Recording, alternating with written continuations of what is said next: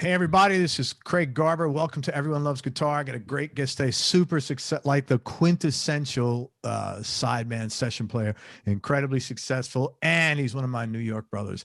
We're with David Levita. A couple of quick announcements. I want to thank a few people for making this happen. Lyle Workman, Jason Orm, and I don't know if you know this guy, but he knows you somehow. Ken Polvino, he's a listener out of Nashville. And he gave me all your information as well. It's like, anyway, and make sure you go to everyonelovesguitar.com/subscribe to subscribe to the show. If you're watching us on YouTube, hit the subscribe button and the little emoji that looks like a bell. That gets us props from YouTube. And thank you for your support. All right, real quick on David Levita. Grew up in Harlem, New York City, went to Berkeley for a year. This guy's got some great stories. Lived in Barbados playing calypso and reggae. He busked on the streets of London, and then he ultimately wound up in LA after his band got signed by the Miles Copeland to IRS Records. He's recorded with literally hundreds of artists over his almost 30-year career, including Eminem, Jewel, Alanis Morissette, recorder toured, I should say, Rob Thomas, Rod Stewart, Shakira, Sinead O'Connor, Sinead O'Connor, that's my New York. I'm 5 minutes with you already. Lionel Ritchie, Courtney Love, Michael Jackson, the Dixie Chicks, Pink, Melissa Etheridge, Mandy Moore, Meatloaf, Morrissey, Anastasia, Jessica Simpson, Homer Simpson, Celine Dion, Hannah Montana, Matisyahu, Inxs, Sara Bareilles, Wilson Phillips, Michelle Branch, Amy Grant, Michael McDonald, Kesha, Lana Del Rey, Chris Isaak. This is like tip of the iceberg stuff. And Tim McGraw, who he's also been touring with since 2012. David has played on and composed loads of television and movie soundtracks. And he's also a member of the band Bill, or B-I-L, with David on guitar and bass, Victor and Drizzo on drums, and Jeff Babco on keys. Really cool album they have out. It's like instrumental alternative surf acid jazz is the best way I can describe it. It's very cool. Dude, thank you so much for your time. I appreciate you coming on the show. Thank you. Thanks for having me, man. And you're like top 5 of like guys in our age group with best hair, I got to tell you. And that's out of 800 people. I haven't been able to get to to a hair cutter. I only go to one woman, and we're on lockdown, so it's just out of control right now. But well, I don't feel much sympathy for you. As you can see, but your hair looks great, man. Thanks, hey, man. In your bio, there was something interesting I want to ask you. You said you have a predilection, or how do you say that word? Predilection for non-guitaristic guitar playing. I was curious, what did you mean by that, and what influenced your playing in that manner? Basically, I like to make noise, I fell in love with tweaking on guitar pedals. There's something really satisfying about it. And yeah, so that's what I meant. I love, not just ambient guitar, but just, filtering guitars, making them, disguising them so that they're not always, sounding the way that we're used to hearing. That's all. And there's been so many, I think, when I first heard Adrian Belew and Robert Fripp, I was like, oh, they are just destroying the guitar in a great way. And then, I don't know, and pedal built, and then Line 6, when they came out with their green Line 6 delay, was like a revelation for me, because you could do a lot of things with an expression pedal. That you could really change more of the sound of the guitar as you were playing, things that keyboard players had been doing for a long time. And since then, in the past, decade or even more, so many independent guitar pedal builders or effects pedal builders have come on the scene, geniuses who have just opened the palette up. And so I like to play around with that stuff because it's just so fun. And it can be very useful on recordings. You do a great job of that throughout the whole. Is it Bill or B-I-L? How do you want me to say that? Bill. Bill, throughout the whole Bill record. And just want to say it's B-I-L because I love everybody to check out the record. It's our initials, Babco and Drizzo Levita. Yeah. It's really clever. Hey, works. But yeah, that whole record is like that. It was pretty cool. I enjoyed that.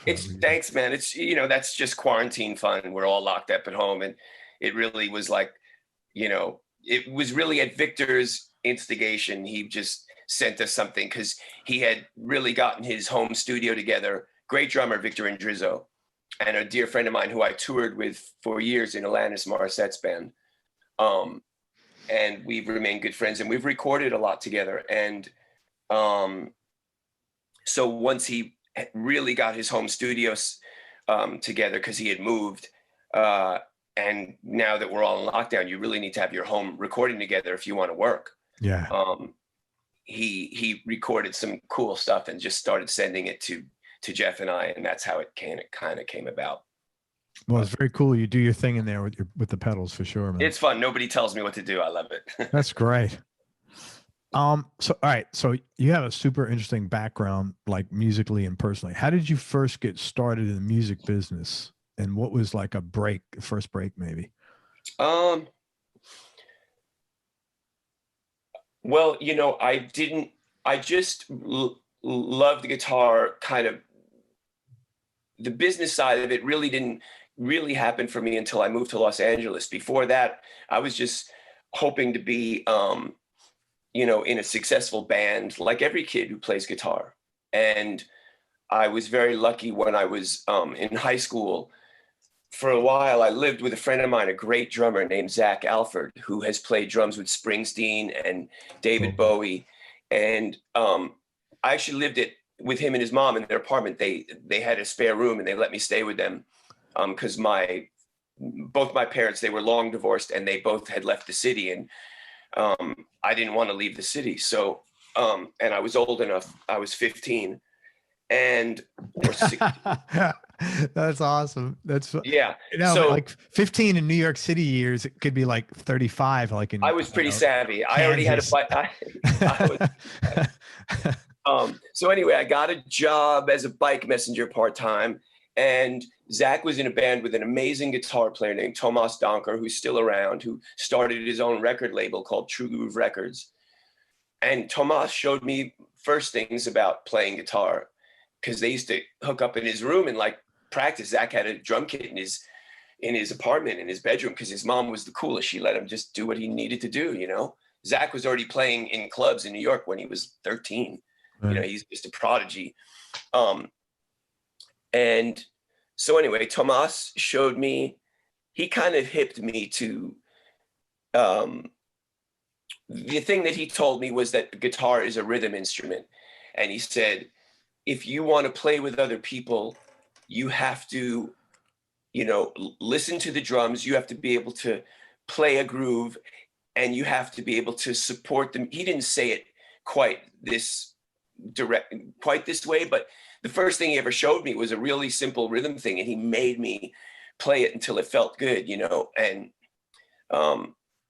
anyway, that lesson of that the guitar is a rhythm instrument and you have to listen to the singer and listen to the drums, you know, he said, if you ever want to work and if you ever want to play with other musicians, nobody's interested in you shredding over songs all day long. That'll come, he said. You could do that on your own, but and that kind of stuck with me. Anyway, that's a great lesson, and it's pretty it was a fantastic lesson. It was the first lesson somehow that I got, and it really stuck with me, and I loved it anyway. It was just super satisfying to play something really simple and, you know, make it feel good. I was, you know, because I was just, that's all I really wanted out of music anyway, was to feel good, to get high, that feeling, whatever I could do to get in, you know, play with other musicians and hear. You know, Zach took me to my first ever, you know, jam session. And, you know, it was I remember, because I smoked weed back then, and I thought, this is better than weed. Like, where was it? Where was your first jam session? Downtown, like Lower East Side, maybe it was in Chelsea. It might've been at the Music Building. I don't honestly remember what space it was at. I have a crappy memory, but anyway, you know, and I didn't play very much. I wasn't very good, but I just remember the feeling of recognizing what somebody had done and reacting to it and playing something that was, you know, and that kind of sort of telepathy that you get when you're playing with musicians, when you know, everybody's, you know, talking on their instruments, and just like the feeling of like, oh my God, this is the best.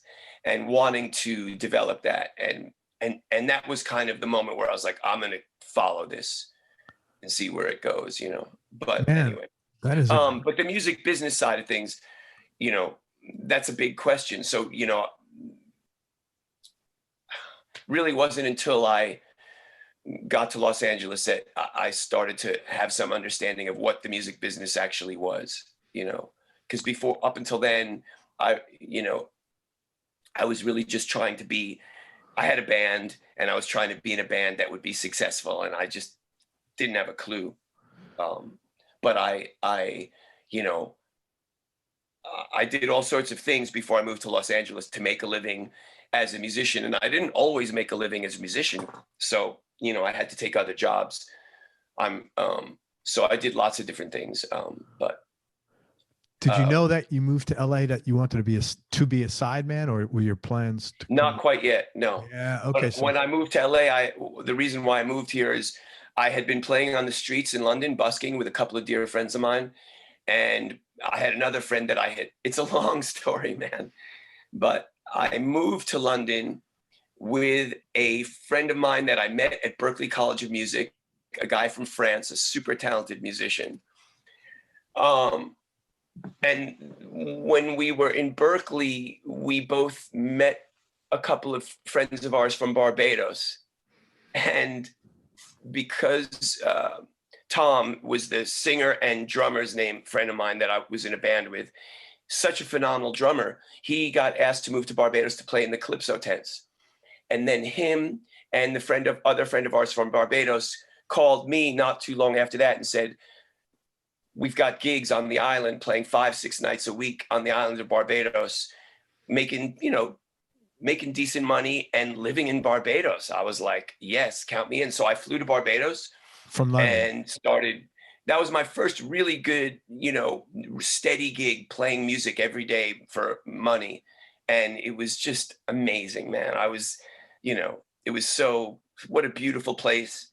And, you know, nobody was, you know, we would play, you know, 5 hours a night, you know, all night long, just for people to be dancing and drinking all night in these clubs. We were like the house band. We were just there to like provide dance music.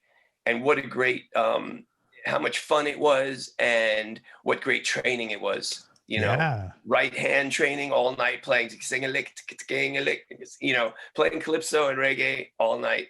And Top 40 was really just the best. And the people were so sweet.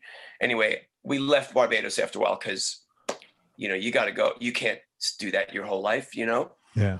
And we moved to London, and in London, I had to take to the streets to make some money busking. I got some other, you know, crappy jobs, worked as a waiter, blah, blah, blah. But then we put a band together. Same guys from Barbados? Just the one guy, Tom, just the one dude, Tom and I.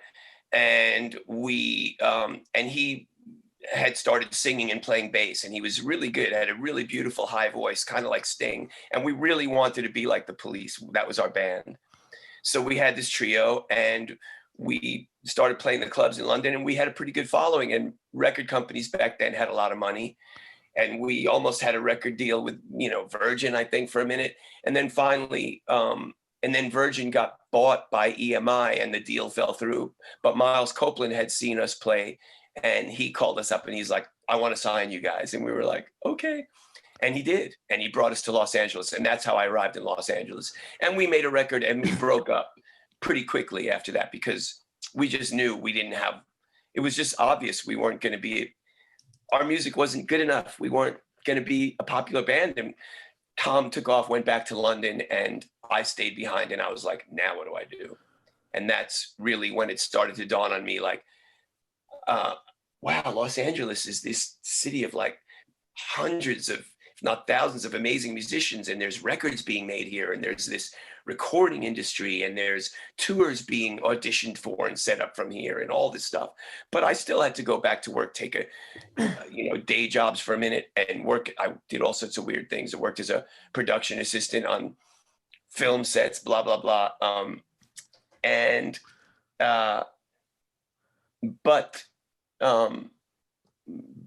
But then I started to slowly get work. I had friends that were musicians, and I would get recommended for, let's say, a session or something. And, you know, I had some failures. I got recommended for like a Julian Lennon session and failed horribly. I didn't know what to do. I was so lost.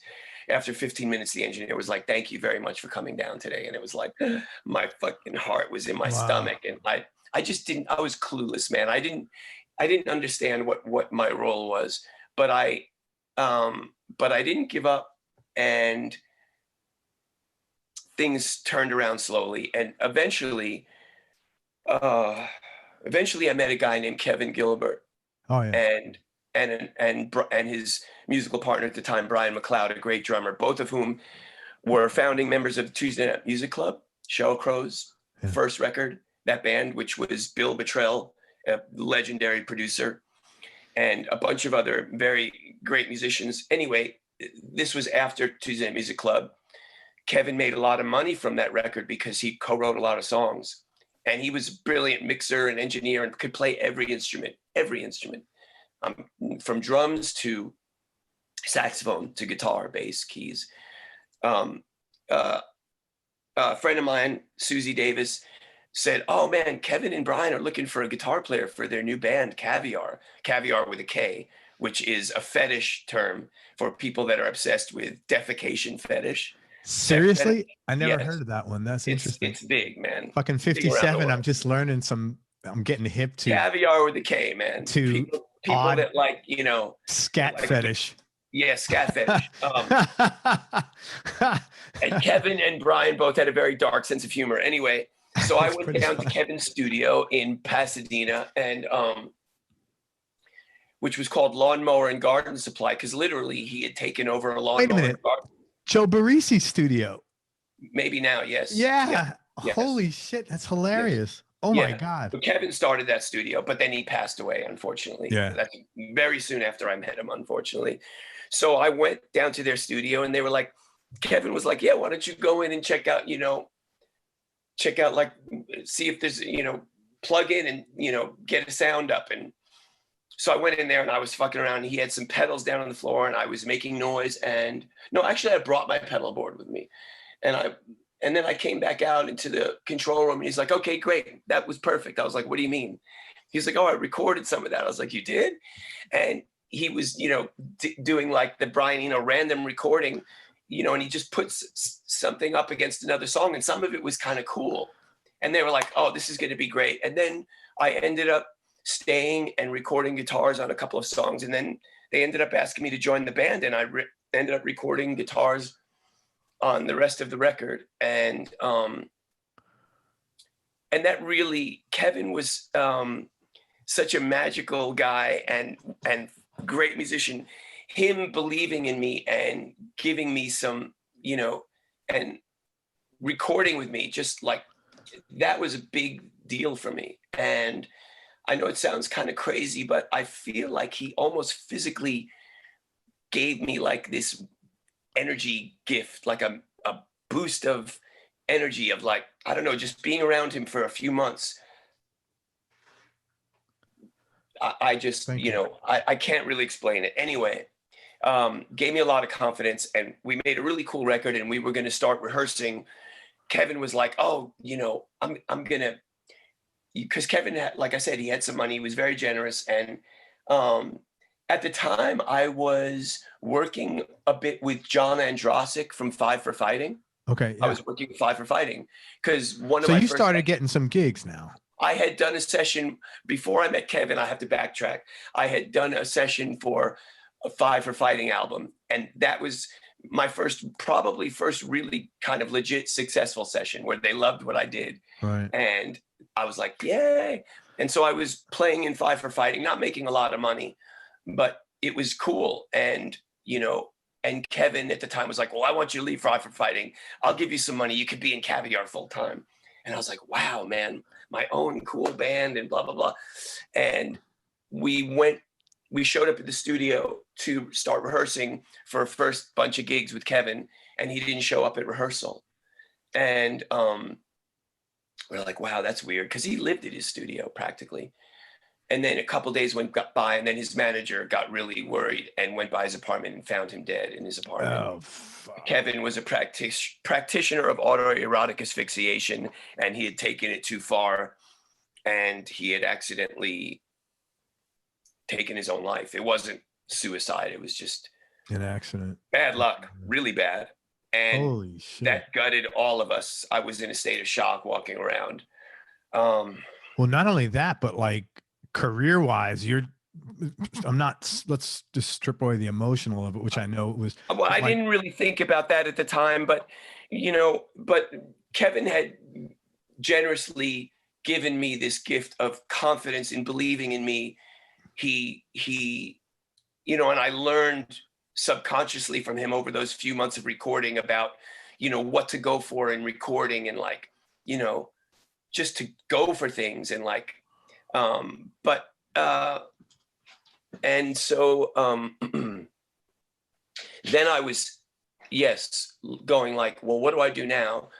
And so, it was a combination of, gigging. I was doing gigs with Five for Fighting, making some money, wasn't really doing tons of sessions, taking an odd job here or there.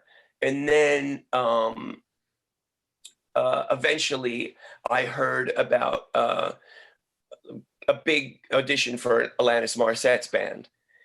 And it was a cattle call though, like a lot of people auditioning, there was like a line down the hallway at, where the auditions were being held. And so I managed to get on the list, somehow. And when I was prepared, they told us, I think they told everybody what songs to learn.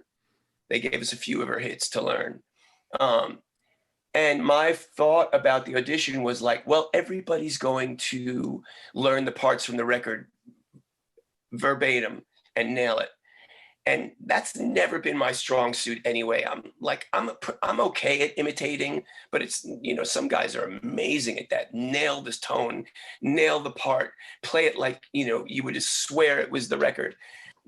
I can do that well enough, but it's not really my forte. So I thought, well, I'm going to come up with a counterpart to play to whoever's going to be playing the part from the record. And that was a good strategy, as it turns out, because when I got there, sure enough, the other guitar players were all going for the parts from the record. And so I didn't have to worry about holding those down. And I just did something kind of complimentary. And that got me through the first round. And I think there were only 3 rounds of auditions for me. I think there was the first round, a callback, and then I played for her direct. And because she had her boys filtering the audition, she didn't want to be part of the cattle call for obvious reasons. And then after that third audition, she looked at all of us that were in the room.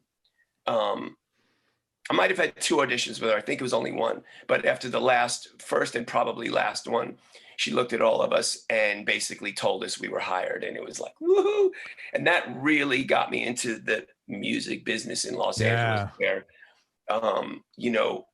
not only was she such an amazing artist that I learned so much from, and it was a real job that set me on a path, but she also, legitimized me in the eyes of other people in the music business. Sure. Well, if you play with her, you must be good, too bad I fooled them all. No. Let me tell you, this is so that really was she really kind of, that was it. That was where I was like, okay, now there's really no turning back. And that was a beautiful time of my life. And How long did you stay with her band for? Probably about 8 years. And then she started to slow down. She wanted to do other things. I think she wanted to start a family, and I got offered another job with Tim McGraw. And she was had taken some time off, a couple of years, and she was going to do another tour, and I was supposed to do that to her. And Tim, who I had recorded with, asked me if I wanted to tour with him. And at first, out of loyalty, because I had accepted the Alanis tour, I said no. I didn't say no to him directly. He had his musical director ask me. I was actually in Nashville at the time recording with him. And Paul Bushnell, my dear friend, bass player in McGraw's band and phenomenal session musician in his own right, played, you know, Elton John and like, you know, you forget it. The list way longer than most musicians on the planet, and a phenomenal musician himself, and who brought me into the fold with McGraw. You know, basically we were, you know, talking that week, that night, and I told him what had gone down. He was like, "Are you crazy? You know, you need to take this gig. You know, I know you love Alanis, but Alanis is, you know, you have to think about your family, and Tim works all the time, and he loves you." And I loved Tim, and trust me, it wasn't an easy decision. And even telling this story is like, you know, I can't believe I really even had the audacity to say no. You know, it wasn't because I didn't want to take the job. It was just, you know, this loyalty to Alanis. No, it was this loyalty to Alanis, and I love her. It wasn't just pure loyalty. I love her. So anyway, and so, but her tour was still a long way off. And so I called the musical director back a couple days later, and I said, "Man, did I blow it? Is it too late? I would like to accept." And he said, "I'm not really sure. I'll have to talk to Tim." Oh, fuck. Oh, my God. And I think the next day I went into the recording studio with Tim, and he came right up to me and he said, "Man, we're going to have a great time." And I was like, "Okay, cool. You must have been so amen. I didn't fuck this up." Yeah. And then I called Alanis's manager and I told them, and I found her a very, very able replacement, a friend of mine who is one of the best guitarists around, a guy named Julian Coriel, son of legendary Larry Coriel. Yeah. And Julian is, I mean, he smokes me on guitar anyway. He's like, and I, you know, you know, he and I are friends, and I told him, and he definitely wanted the gig, and I recommended him. And so he didn't have to audition or anything, I don't believe. And that was that. He's still in Alanis's band. So I didn't feel guilty. I was like, okay, I have, you know, not left her in the lurch, and he's been in the band ever since. So it all worked out. The universe, it worked out. And fortunately, you know, I've even still gotten to work with her since on some recordings and stuff. So I haven't completely lost touch with her, because it's, you know, I was, you know, very sad to have to decide to not do that, you know. But as it turned out, it was, you know, the right decision for, you know, everybody. I think. Hopefully Tim's not cursing me for taking the gig. No, and he wouldn't be here. And I met so many, you know, I became great friends with his band, and with him, he's an amazing guy and a, you know, fantastic, you know, inspiring artist in his own right. And I've learned so much from him. And so, yeah. And like, I had never, you know, I started this whole other life, you know. So yeah, I'm very lucky. Talk about lady luck up there. Is like, she shined on me big time. Let me ask you this. I can't even believe it. It's crazy. You're like super humble and it's true, self-deprecating, but let me ask you this. You have played with like A-list artists, like not one, but like probably 40. What do you think? Strip away all the issues of like discomfort with your own, you know, our own personal nitpicking that we all do, that why we're not better or where our flaws are. What do you bring in that all these guys see, in your opinion? Because all these people and this is just the tip of the iceberg, they could work with anybody. And a lot of these are repeat calls. You know, I think some of it has to do with producers that hire you, because they are confident that you're going to be able to somewhat quickly, you know, interpret what they're wanting from the song and what the artist is going to want from the song. And they like your sound. So some of that is your sound. Some of that is like, you know, can you come up with something for the song that's going to give it a thing? I don't know. You know, I'm certainly not the most technically proficient musician by any stretch of the imagination. So I think in my case, it's probably to do something with a combination of sound, you know, taste. Because, you know, deciding what you're going to play on a song is like, there's a million ways to skin a cat. How are you going to decide to do that? And, you know, can you do it economically, hopefully? Because you have to make room for everybody on the record to be heard. I think something about that, I don't know, man. Luck, you know, and then just, you know, the early lessons that Scott Cutler taught me about, you know, shutting the hell up and listening, not, you know, tell that story, man. Listening to the drums is very important. You know, the nuance of the drums, how, you know, like, how is what is the real feel? Not just playing in time like a clock, but like, what's this like in between? What's the feel of the song? How, and, you know, and then react, you know, be reactive, let it be natural so that it feels good, because I think people react to things that feel good, you know? So that's it. It doesn't have to be perfect. It has to feel good, I think. I don't know. Let's talk about that. That was a great story. I had asked David before we started about Hannah Montana, just out of curiosity, because my daughter used to just watch the show all the time, and I saw the name. Could you tell that story? That was I think that's a great Hannah Montana. lesson. I never met her. Or Miley, but I used to, one of my first experiences in LA as a working guitar player was for a guy named Scott Cutler and his then partner Ann Previn, great songwriters, who, you know, Scott started hiring me to play on song demos and recordings that they were doing, because they were writing songs for other people. They had had great success writing a song called Torn for their band Edna Swap that my friend Paul Bushnell was in, and Rusty Anderson from McCartney's band, who's like A-list LA session player. They had this band Edna Swap. They wrote this song called Torn. Natalie Imbruglia covered it. It was a big hit.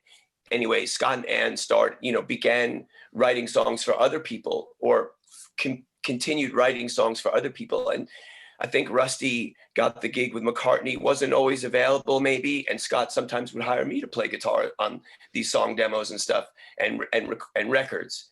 And, you know, the Hannah Montana thing was one of those recordings. I honestly don't remember it, but I was playing guitar on a cool pop record. I was lucky to be in the right place at the right time. And Scott Cutler, you know, soon after I started working for him, you know, one day he just stopped me dead in my tracks because I had a bad habit of playing something, and I would thought it would be cool, and he'd be like, "No, you need to change. That's not working for me." And I would tilt my head typically and go, "Really?" And one day he was just like, "Enough. Stop questioning.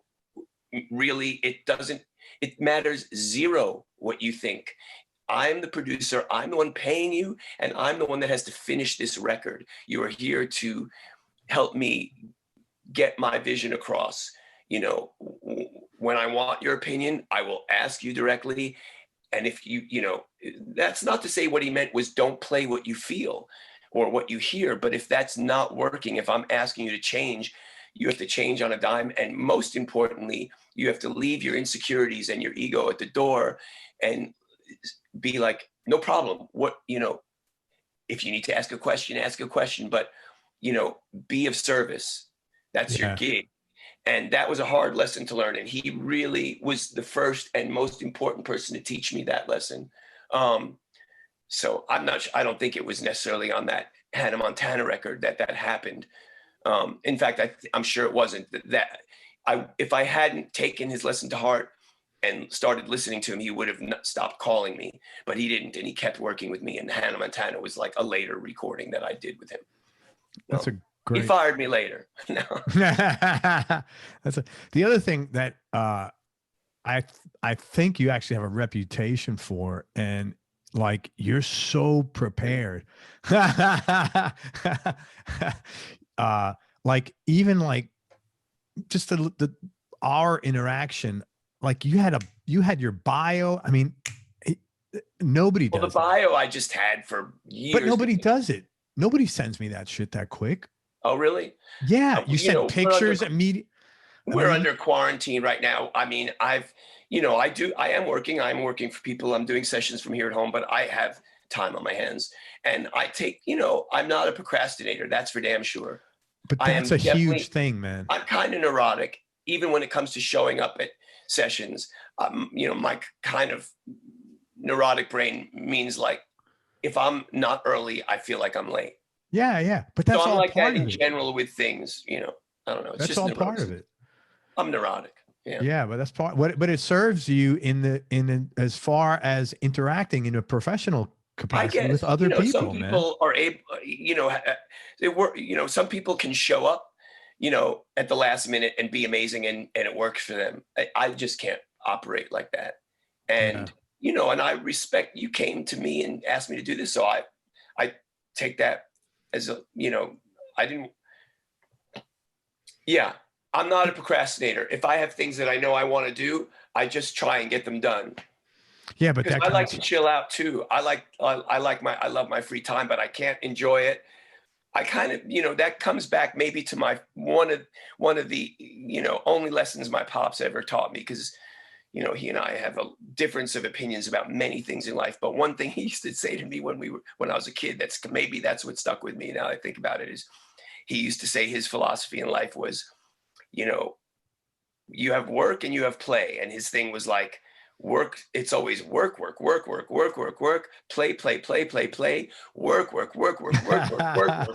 work, then play infinitum. Yeah. So his thing was always work first. And, you know, I guess maybe I took that to heart. It was like, the things that you know you need to do them. Don't procrastinate. Yeah, but I would guarantee that's a big factor here. I told you, even Mario from Godin, Mario, what's up? I said to him, I think I told you, I said, do you know David Levita? And he goes, oh man, Craig, that guy is so responsible. I remember I needed a photo or something from the guy, and he made a video, and he made this whole, that is really appreciated. But I'm pretty disorganized, man. I mean. No, you say, thanks, Craig. Okay, thanks, Craig. You know what? Do you know when people are, you know, you are doing something for me, you're interviewing me, you're giving me love, right? You know, how could I? It would, to me, it's like disrespectful not to treat that with the utmost respect. That's all. I know. I'm the same way. That's why I appreciate it. That's why I appreciate it. You know, do you happen to know Chris Nix in Nashville? Mm-mm. He plays with Jonathan Davis, guitar player, great guy. Anyway, he told me one time we were having a conversation, and he complimented me. He said something, and I was like, "Well, you know." And he goes, "Craig, look, man, let me tell you something, because you know, we're buddies." He says, "If someone compliments you, just say thank you, because you're taking my joy I'm happy and I'm sharing my joy with you." And I just realized that right now, because I was like complimenting you, and just say thank you. It's hard to do when you have your own. I've got a pretty good story about that, man. When you have a little fucking guy on your shoulder, but yeah, so I get it. No, so when I was in Alanis's band, she might have picked up on that. I'm not really sure, but we were at Radio City Music Hall, one of the most beautiful theaters in the whole world, playing a gig with her, sold out show. One of the, like, for me, I'm looking up at the stands going, how did I wind up at Radio City Music Hall? She stopped the gig after we played a song, and I had no idea she was going to do this, okay? In front of the entire crowd. My brother was up in the crowd. And she goes, David, would you step up to the front of the stage? And I was like, what the fuck? And she's like, I would love you all to just give David a round of applause. He has a hard time accepting love. And I want him to realize it's good to accept love. Something to that effect. I don't know what her words were, but something to what you're describing. It's so cool. The whole audience gave me a round of applause, and I will never forget it. It freaked me out. And it was, you know, it shows what a beautiful person she is, that she would, you know, do that.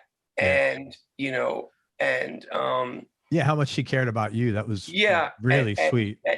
And how, you know, insightful she is. And because don't get me wrong, I love praise. I'm like everybody who doesn't love, if you don't love praise, then you really do have problems. But loving it, loving it and thinking that you're worthy of it are two different things. Yeah. Anyway, that was a pretty amazing moment in my life that I will never, ever forget, man. Radio City Music Hall. She did so that. cool. And thank you for sharing she that. didn't make a big deal of it at all. That is very I cool. was like, you know, I don't think I cried, but like when I think about it, it's like, yeah, well, it's a really sweet thing to do. It was, and it was about acceptance of people giving you love. Yeah. So, but well, cool. Thank you for sharing that. Anyway, I want to ask you about some artists you've played with, David. Tell me how you got the gig, and if there's any cool or interesting story. Eminem. Eminem.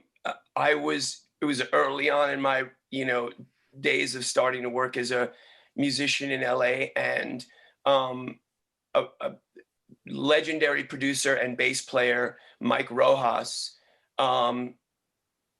called me. I don't really know why he called me, because to be honest, I haven't really worked a lot with him. And I think typically back in that day, he was Dr. Dre's one of Dr. Dre's right-hand men. Dr. Dre had like a crew. And anyway, I did get a call from him. Could I come down to, I think it was NRG Studios in Burbank. And I'm not sure if I knew it was for an Eminem. I think I did know it was for an Eminem recording. I was so damn nervous. And when I got to the studio, it was just a small group in the studio. Dre was in there, and Mike Rojas, and the engineer. Eminem wasn't there yet. And they were, I remember they were programming an MPC. They had recorded children's gang vocals. It was a song called I'm Back. Mm-hmm. It's Eminem's second record, the Marshall Mathers LP, I think it's called. Big record. And I was so nervous. I set up quickly, and I sat in the corner of the control room, because we recorded direct guitar, no amp, direct into the board. And while they were doing playbacks and listening, I put the headstock on my guitar, which was my old Fender Mustang at the time, which used to be my #1 honey, but she got retired. Anyway, because I couldn't hear, because they listened to the music blazingly loud. Every playback was like, whoa, but it was dope, but it was crazy loud. Big speakers pretty much the whole time, you know, the far speakers. Put the headstock and came up with a couple of things while they kept doing playback. So after about, 40 minutes of that, Dre turns to me, he's like, so what do you got? Something to that effect. That's like not any pressure, is it? I was freaking out, man. Dr. Dre turns, so what do you got? Yeah. So what did I remember? Where is it? It should be right here. Sorry, let me get up for a quick Do your thing, brother. Find this thing. I just had it here because I was using it actually the other day. You have something behind you. Yeah, there it goes. Isn't that it? This is a cool thing. This is my 6-string Tasco. Oh, that's the one you played on the Beth Ditto record.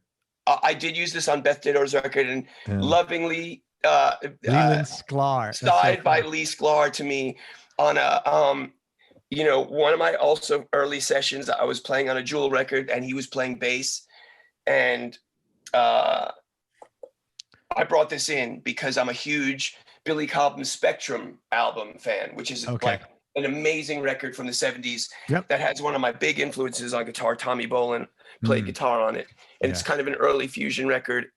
And there's a song in there that I love, and I brought this in with the double album, which is like missing in the mess right now. My room is just beyond quarantine mess.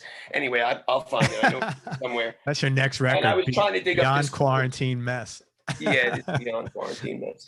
So anyway, I had this pedal, this Japanese crazy pedal, biphase pedal, which does really cool swirly sounds.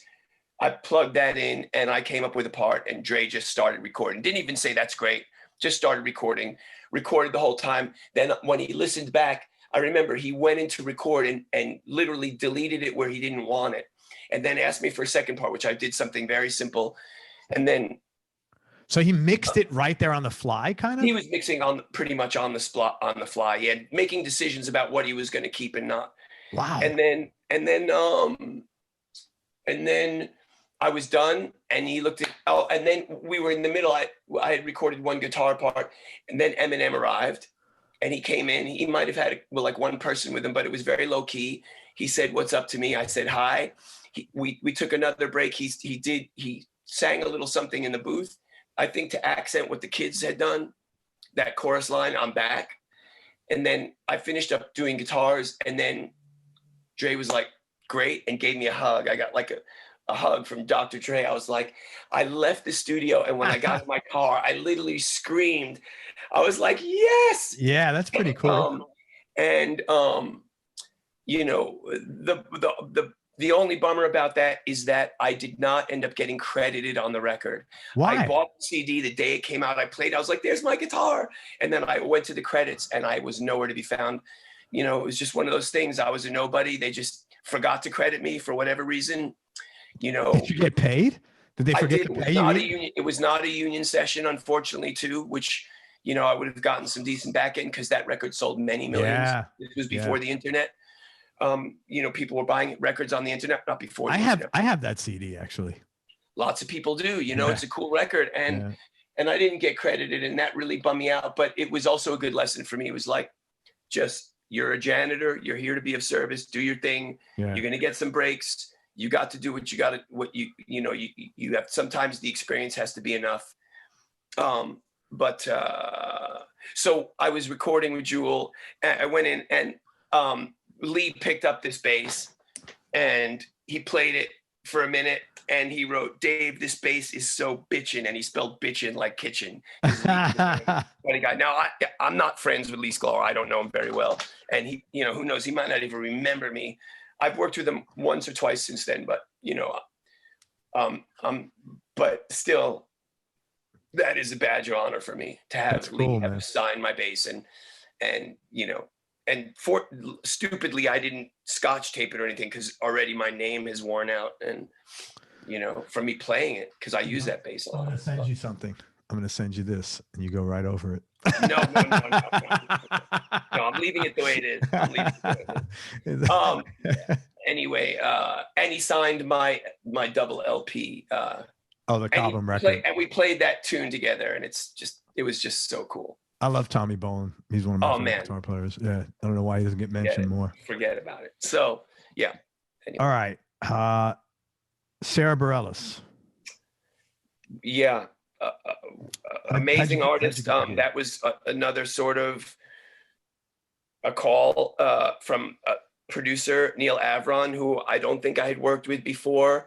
I'm not like a regular on his list of people he uses. I don't know why I was recommended, but fortunately I was. And my friend Victor, that in Drizzo, the drummer that I had played with for years in Alanis's band, was also on the sessions, which was great. Justin Meldal Johnson, phenomenal bass player and producer. You know, he's been in 9 Inch Nails, Beck's band. He's produced some big records, you know, amazing. That was the band. I was like, wow, what am I doing here? Sara on keys, on piano. And we were at Sunset Sound. And I think also at the Village, we did 2 rounds of sessions. And, you know, she's a beautiful person, an amazing singer and piano player, amazing artist, songwriter. She's an inspired human being. She is magical. And I remember, you know, really having to, the piano is a very big instrument. And, you know, for me, I felt like the task was, you know, I don't know if I verbalized this in my head, but now when I look back at it, was finding the space, the way to make the guitar work with this huge instrument. I think for Justin, that was a task too, because the left hand of the piano can take up a lot of room, and, you know, it was going to be there. And so on bass, you know, he had this, but for me, it was, and they were just, the sessions went great, and that record came out, and, you know, I played on half of that record. The other half of that record was Blake Mills on guitar. Okay.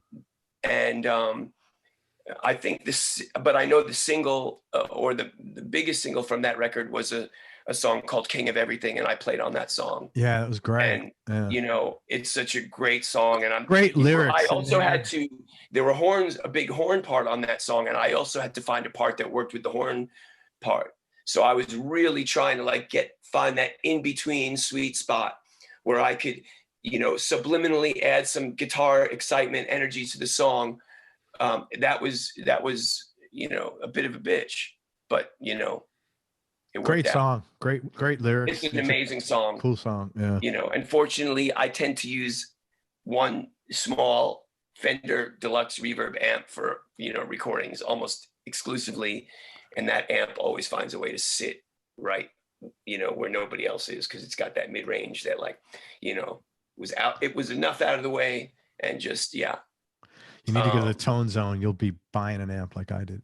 He's got so many things in there. No, but nobody can mess with my Blackface Deluxe. Deluxe no, you'll get another one. That's what I'm saying. He's got so much. No, I gave up on buying doubles of things a ways back because I realized that's like quickest way to run out of money. Yeah, I hear it. But that's a great song, and I listened to it at your suggestion. It was fantastic. I really dug it. And, it's a beautiful record. The guitar is a small part of it, but it you know, it's there and it's cool. And there were some other beautiful songs that I got to play on that record. And she was so sweet, and it was really exciting. I knew it was going to be a cool record. You know, I think that record, she was already a star, but her star was growing. And I think that helped further it. So I'm proud to be a part of that, you know, that it wasn't like, you know, a departure. It just was a continuation. Thanks, Mama. There you go, man. Huh? I just got one of those. I know. How cool is that, right? Oh man. Yeah, very I know. Cool. So this is what happens when you're in a long-term relationship. They just know. My wife is very good to me. Yeah, so, same here.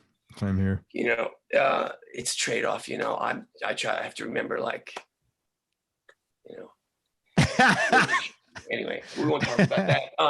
No, and that was a really amazing record, and I was, you know, not every most recordings you play on, they don't really, you know, they don't get to see the light of day nearly as much as that record did. And sure. You know, there's nothing like hearing songs on the radio randomly playing and you're on them. Yeah, that is like one of the greatest joys for a sideman. It's like, you know, man, it's the best. And then, cool. You know, like there was a talent show at my kids' elementary school at the time, and one girl did that song as her talent show song, and I'm like, wow, now I've hit the big time. Yeah, you have, man. If this song is in talent shows, you know, it means something to kids in a way that's like very moving. That's cool. Yeah. So Sara Bareilles, there you go. The next stage of that is like in 10 years, you'll be strolling through Publix or whatever the supermarket is there, and then you'll hear the song on there. I've had that already. That's really cool. I've heard plenty of songs, supermarket songs. Yes. That's awesome, man. Very cool. Beth Ditto, you know, I listened to that record. She's incredibly talented, but that whole she's record, a badass. I love that record. Yeah. It's really good. How did you, yeah. And you're playing on there. And I said this to you, but I'll say it out loud. So I had just listened to the Bill record. And then the next thing I listened to was the Beth Ditto record. It was so cool because right away in the first song, you're doing some palm muting. You know, I think you told me you had the Teisco with flat wounds on, but it was the same sound. I'm going to get my baby here. Yeah, man. It was the same sound as the Bill. And I was like, the love of my life, this guitar, man. And I've had her for years. And my good friend, Zach Ray, an amazing musician, keyboard player and guitar player, and he's now in the band Death Cab for Cutie, as well as being like an A-list session guy. He turned me on to Teisco's. I bought my first Teisco from Stuart Mathis, a great guitar player who now lives in Nashville. Yeah, I know that. Played in Lucinda's band, been on a million records. I bought one from him off of eBay blindly, and then discovered after I met him, oh, you're the guy. But that's not this guitar. Funny. That guitar ended up in somebody else's hands. But then this Teisco, which has flats on it, which is my Okay, so what the hell's going on? It looks like a keyboard, man. No, it's just 4 pickups and buttons for every first pickup, second pickup, third pickup, fourth pickup, out of phase. And rather than a tone switch that rolls off highs, the tone switch on these guitars rolls off the lows. So you can make the guitar very small. Yeah, that's pretty interesting. But it's a thick sounding guitar. It's fat. It's like a baseball bat. And it's the cheapest guitar I own, and definitely up there, top 2. But so anyway, the Beth Ditto record, I was also very unexpected. I got a call from a producer that I've now been working with for a little bit named Jen DeSilvio. I haven't gotten to work with a lot of female producers. And, you know, Jen didn't know me and I didn't know her. And again, I think the recommendation came, who did the recommendation come from? I think anyway, I got recommended and she decided to take a chance on me. And we met, I think the first time we were working in Capitol Studios, but in C, a very small room, literally in the control room, because it's really like a mix room. And we put the amp in the ISO booth. And it was just me, Beth, and Jen for most of the time. Oh, wow. And that record really was very organic in the sense of, you know, we were coming up with the record on the spot. And she didn't have a bass player, and I had my 6-string bass, and she was like, yeah, do you want to play bass? And I was like, yeah, because I like it, even though I'm not a great bass player, but for this kind of music, I kind of know my way around. Yeah. And we did that record mostly at Capitol. We did a couple of sessions at another studio, some other studio. And Jen, you know, has a great way of, you know, working, letting go, directing. And, you know, she will use sometimes some really broad adjectives, but I'm pretty good at deciphering. It's another thing you have to be able to do as a musician, you know, a sideman, is decipher adjectives. People will tell you, you know, I want it this or I want it that. Sometimes they'll give you a musical reference, which is easy and sometimes they're telling you something and you have to decide, like, well, they're telling me this, but what they really want is this too. There's that. But anyway, Jen is great, and she amazing at putting tracks together, amazing at, you know, Beth is very inspired, and Jen really is great at creating this atmosphere of inspiration and fun. And they were just very fun sessions. Beth is very funny. Like, she could easily have a career doing stand-up besides being amazing singer. Oh, I was dying laughing. She's very funny. And so that record really was, super talented. You know, she's very talented. And talented. And I love that record. And I don't know how successful or not that record was, but I love listening to it. And this, you know, yeah, it was really fun. And I've continued to work with Jen, which I'm very grateful for, because she's a great producer. Like I said, I don't get to work with that many female producers. You know, that is changing, but, you know, the world is slow. And so that was that. It was really mostly just the three of us in a room for a bunch of days. That's cool. Doing these songs. And it was pretty wild, pretty free. It was like, yes, you know, it was exciting. It was a great vibe. Really fun. And, you know, some sessions, you have to be very exact, very precise about what you're doing. This was the opposite. This was like free. Let's go for it. Let's make this sound fun. And you playing bass and guitar? Usually guitar first, but not on every song. Yeah. You know, it's fantastic. So yeah, because you have to come up with riffs. That's what you do as a musician. You know, sometimes they give you a riff, but sometimes you have to just come up with them. And in this case, you know, really was spontaneous. It was really fun. Matisyahu. Did I say that right? Matisyahu.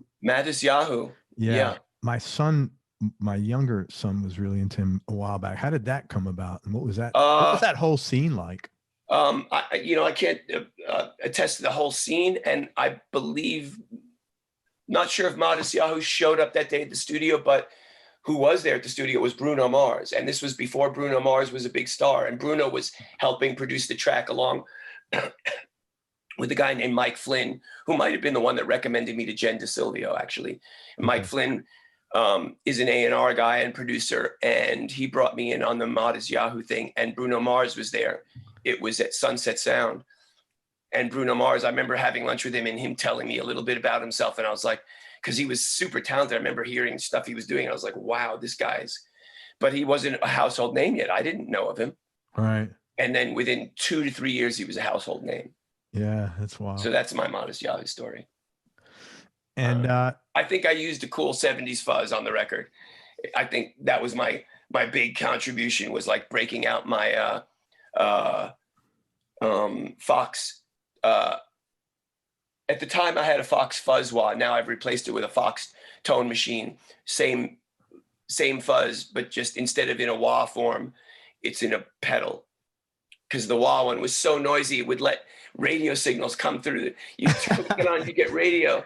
And even my new old pedal, because these are from the 70s, sometimes is a little microphonic and will do that. But that one was so bad, I eventually had to replace it. But the fuzz is incomparable, man. And it's got a high octave switch, like an Octavia on it. It's just killer, man. Anyway, give me a fuzz pedal that you recommend that I get. For an old pedal, I love the Fox tone machines. For a new pedal, I love the Electro Foods Pig Pile, man. It's brutal and it's so called good. Electro Foods Pig Electro Pile. Foods, they're out of Philadelphia, I believe. And they're an amazing company. I have a couple of pedals from them. This Pig Pile fuzz. Okay. Just so fat and just great. Very musical, very easy to dial in. Thank you. Yeah. Any other gigs that like really memorable for you that you'd like to talk about? How you got the gig, or live cool gigs, story? Live gigs. Whatever you. Well, I was going to ask you next. What are the top 3 musical experiences you've had? So keep that in mind. So let's keep it to studio, and then it's so hard to, it's hard to go with top 3s. But another, going to Barcelona and recording with Shakira was pretty damn fun. And there's a sad note on that one, because a great producer from Nashville who died recently, way too young. He's a young guy named Busby, very talented producer who was really just at the start of a very successful career, passed away last year. COVID? No. Oh. No, very sudden. I think it's like, I want to say brain aneurysm, but I'm not really sure. Yeah. Heart attack, something really bad, something really just horrible. Don't quote me on cause of death, but yeah. Busby was there and we were working together. But Shakira is really cool and really a lot of fun. And Barcelona is an amazing city. And, it was around Christmas time and I was just pinching myself like, what am I doing in Barcelona? Working with Shakira and Busby, recording guitars. And Shakira's husband is a very famous Spanish football or soccer player named Piqué. Oh, I didn't know that. Very famous international superstar. And Barcelona was having a game against Madrid, arch rivals, while we were there. And Messi played for Madrid at the time, had been injured and was coming, or maybe played for Barcelona. God, I can't. No, Barcelona. He played for Barcelona. I'll get killed for getting this wrong. That's really. Anyway, it was his first game back from a very long, like a 1-year injury, and Shakira and her husband graciously offered me and Busby to go hang with Piqué's parents in their private box to watch the game. I'd never been to a European football match. Smokes. Let alone this massive rivalry, and that was friggin' amazing, man. Like, it was so damn exciting. I was like, oh my God, that was pretty cool. The recording part was really fun too. There's nothing like the fear of being in the room with the artist, because Shakira is very hands-on and like trying to come up with something that they love. That is like, you are on the edge, and that is a rush and not an easy thing. And you fail sometimes, and then you come back and you get something good. So that experience always with working with her, it's like that, Was that she's very emotionally invested in what you're doing, and but fortunately our tastes align enough that eventually I get there. Who's the bass player on that session? Was it Derek Frank? I don't know. There was no bass player. This was overdubs. Oh, okay. So I don't know. What? All right. Tell me top 3 musical experiences. Top 3 musical experiences. Wow, that's so hard, man. Gosh. Yeah, just knee-jerk reaction, whatever comes into mind. You could issue a disclaimer against anybody that doesn't include in the list. First gig with McGraw. Yeah. I think it was a stadium gig maybe, but the first tour with McGraw was so joyful, and he's such an amazing, fiery, like larger than life performer, and really brings out that, and that was pretty incredible. Playing in France at the Stade de France, the Paris Stadium, with Mylène Farmer, a very big French artist, with my friend Paul Bushnell was playing bass from McGraw's band, and Greg Saran, a great guitar player. I had Greg on the show. I know he plays with the B-52. And Charlie Paxson, a great drummer from LA, all in the band. And the power went out in the stadium, and the whole audience sang the song without the power. Like, that was an amazing experience. Wow, that's pretty cool. Yeah, that was an amazing. That whole tour was so beyond cool. I got to basically be French for about 6 months. Spend a week in every city in France, small, big cities, and because we took a lot of time between shows, and every city had multiple gig dates, and we would never do back-to-backs. So it was really amazing. I got to be a French citizen for 6 months and speak a lot of French and eat amazing food and see these beautiful cities and just live that.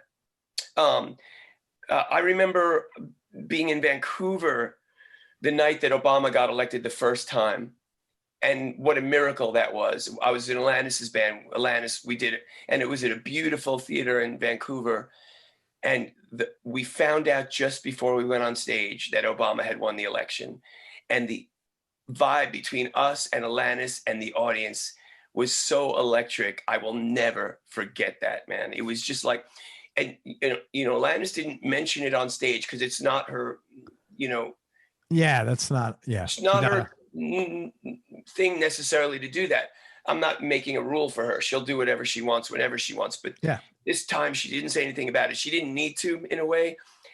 But the joy in the crowd, man, was, and the vibe, it was like, I will never forget that. It was like we were all like lifted up by this feeling of like, man, the world is like, we cannot believe, because it was a long shot, man. Yeah. It's interesting though that Vancouver, that's not even this country. That Obama is an international, beloved international figure, man. That's interesting. Around the world, that man is beloved, and he transcends politics. And that night was pretty damn. It was apparent, because, like you said, these aren't Americans. Yeah. What do they care? Yeah, they got no skin in that game. No skin in that game. And that was a pretty memorable moment. Playing Hot Legs with Rod Stewart on stage is pretty much a highlight for me also. And him, some nights he'd come over to, when there's like a guitar break or something, and he'd go like, guitar. And I'm just like, Rod Stewart, like, how did you get that gig? Kind of mind blowing.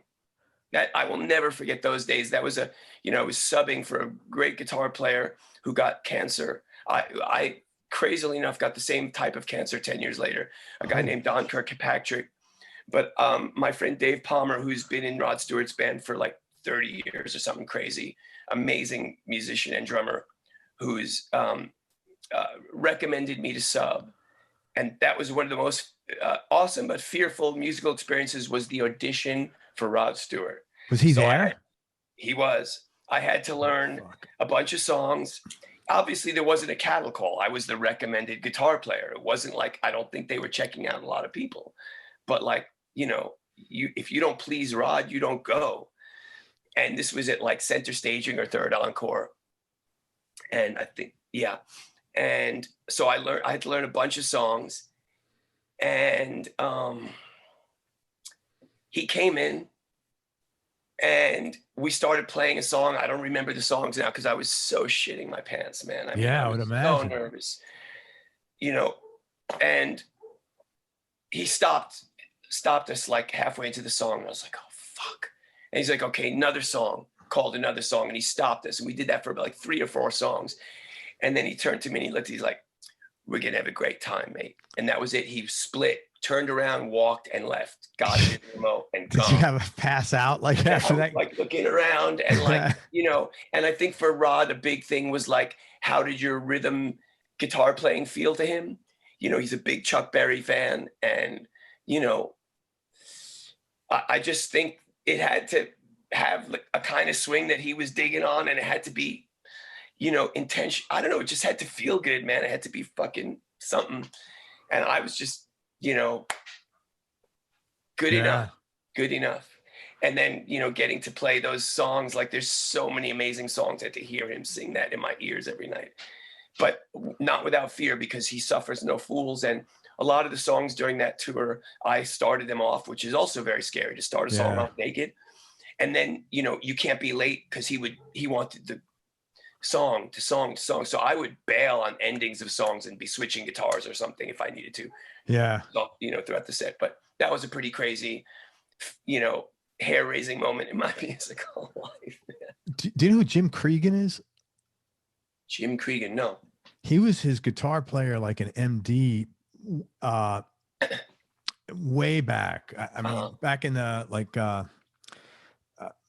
I can't. It was quite a while. Not in like the 70s or something like that. It was like the mid 80s. I was just curious. I had him on the show, and he had some stories. No, the other guitar player, and really the lead guitar player in the Stuart band when I was there, and thankfully for me, was Paul Warren, who is a just crushing rock and roll guitar player. One of my favorites. I mean, guy is unbelievable, and the real deal, comes from the 60s, you know, and just a ham too. Tear it up on stage in front of people. Same thing in McGraw's band.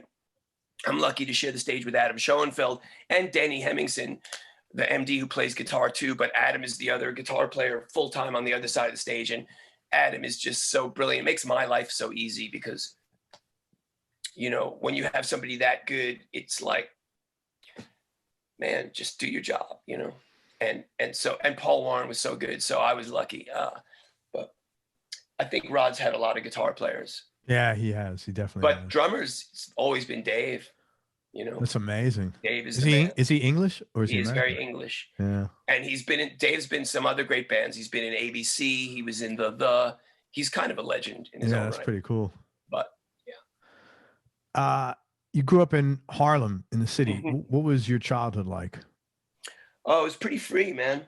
My parents were divorced when I was little. My pops was like in his own world, busy doing his thing most of the time. I was left to my own devices a lot. Yeah. I lived in an apartment building on 123rd Street and Riverside Drive, which is the edge of Harlem. Yeah, I know exactly. Two blocks down the street is the one train at Broadway, the Grant Projects, Martin Luther King Boulevard, Jr. Boulevard, which probably wasn't even quite called that when I first was growing up. It got named that afterwards. Yeah. But I used to walk across 125th Street. Eventually, when I went to high school up in the Bronx, and I used to take the D train up there. You went to science, you said, right? I went to Bronx High School Science for a while, yeah. Yeah. When did you go there? I went there for 9th, 10th, and 11th, and then I left there. What years? Oh, man, I'm so old, dude. No, you're younger than me, I think. No, I'm older than you. No, I'm 57. Oh, I'm a little younger than you. So I'm 2 years younger than you, so whenever that would be. Yeah, because I was there 77 to 81, so we had an overlap. Then we might have overlapped. Yeah, that's pretty funny.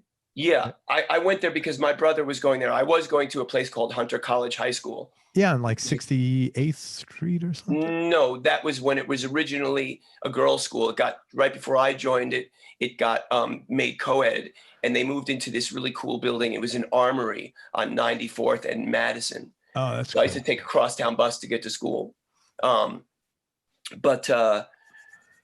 Which was a great school, but my two best friends at the time both got kicked out. So I was like, well, there's nothing keeping me here anyway. And my brother was going to Bronx Science, and I wanted to run track. I ran long distance track, and they had a track team, and I wanted to be near my brother. And so I switched schools, and then I moved into Zach's apartment with his mom.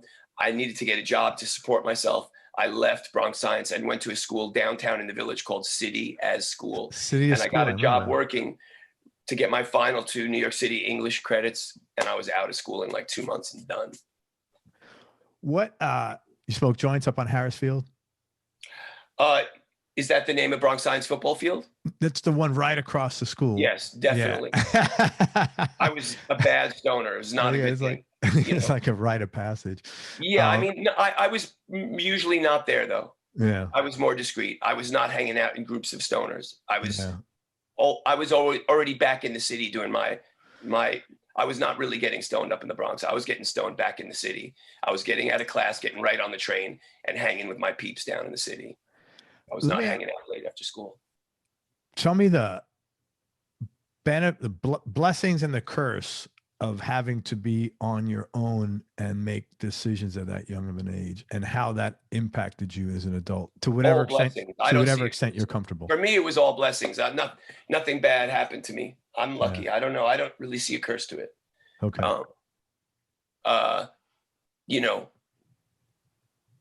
No, for me, it was like part of my life's education. And I love the freedom. People didn't have phones back then. There was nobody taking photos of you. Your privacy you had so much privacy. Nobody has privacy anymore. Kids these days, they got zero privacy.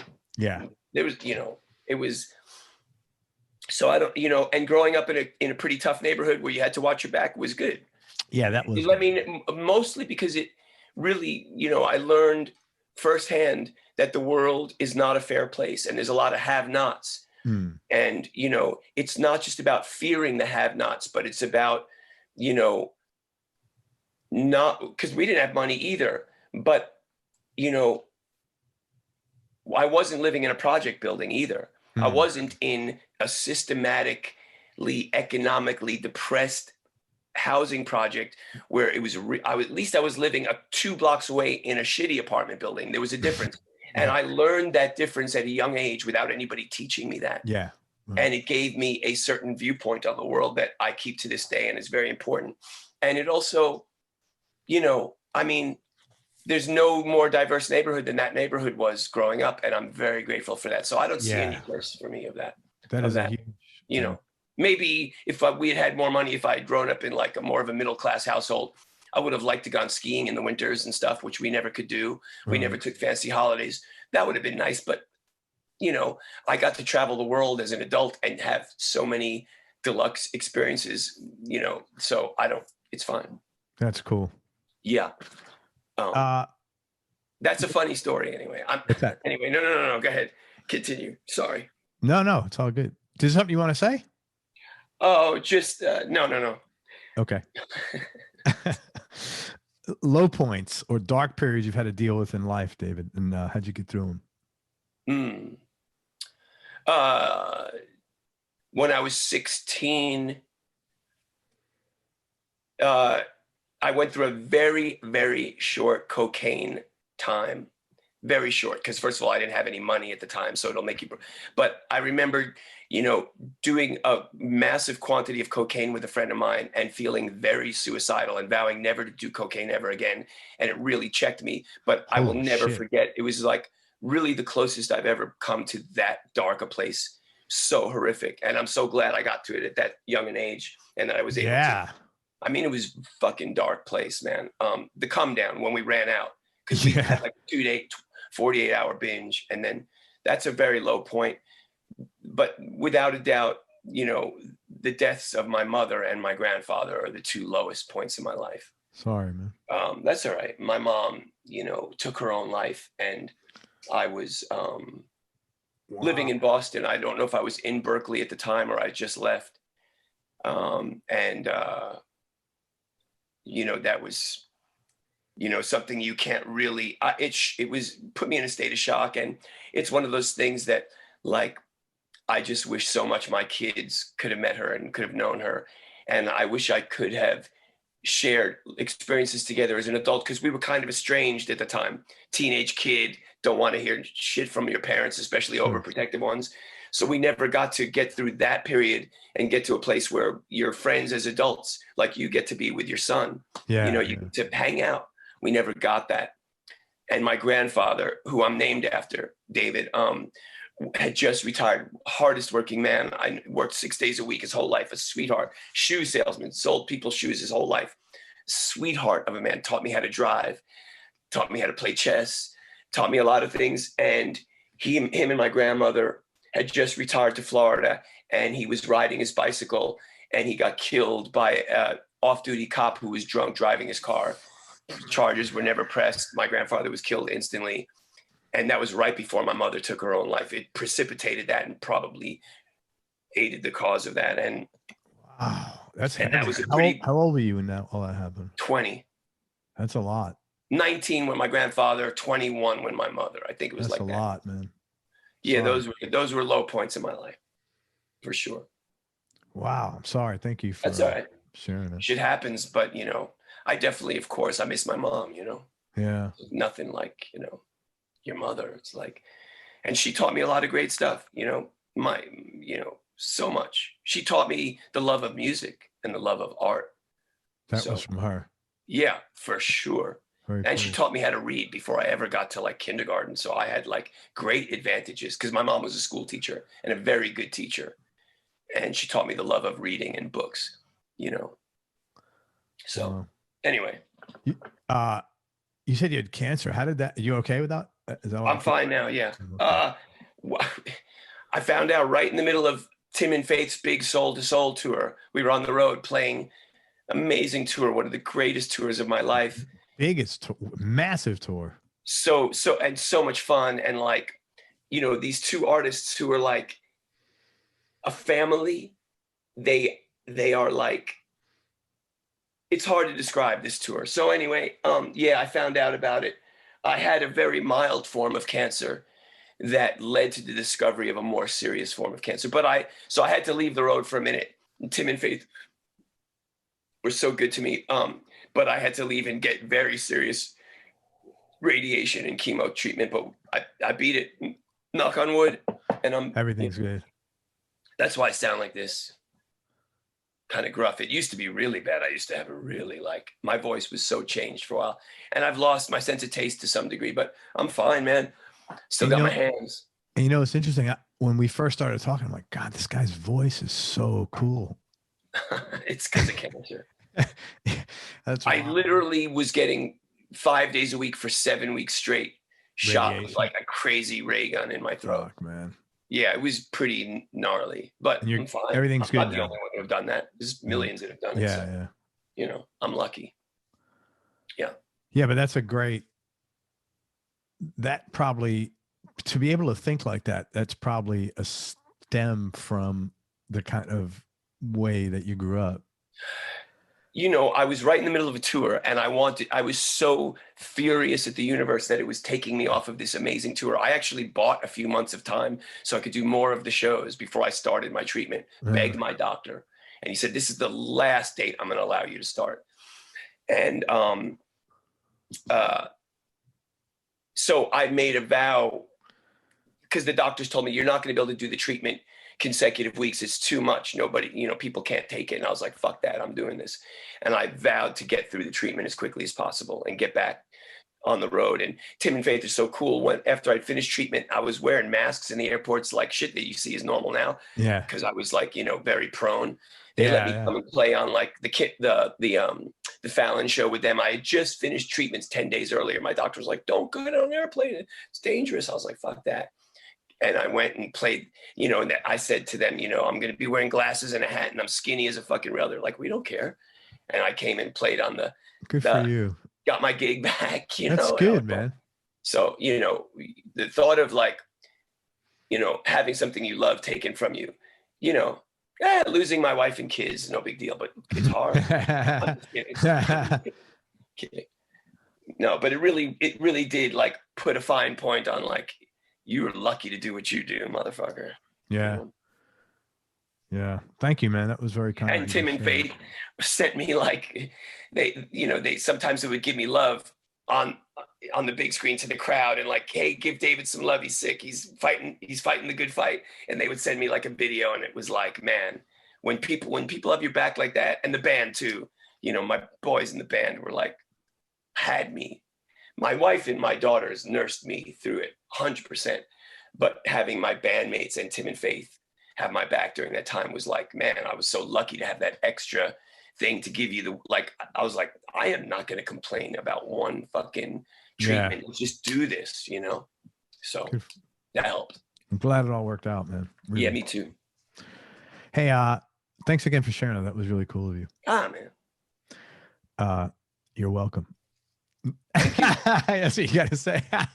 We'll get you fixed before the end of the interview. Okay. Is there anything you haven't done yet musically, or anyone you haven't played with yet that you'd like to play with? That's always a tough one, you know. That's a really tough one. You know, I'm in love with drummers, and I've gotten to play with a lot of great drummers. So I'm trying to think of like maybe a drummer that I would love to play with. You know, I kind of feel like, you know, you're going to get to play with who you're meant to play with. Yeah. So it's a very difficult question, you know.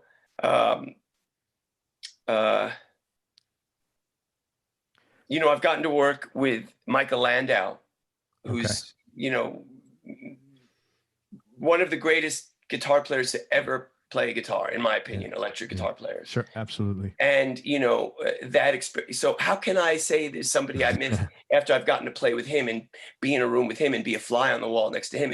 I feel like almost like, who are you? You know? So that's a really tough one to say. You know, I feel like I'm not worthy to answer that question. Favorite drummer you've played with? Don't ask me that. I've played with so many great ones. They're all amazing, you know.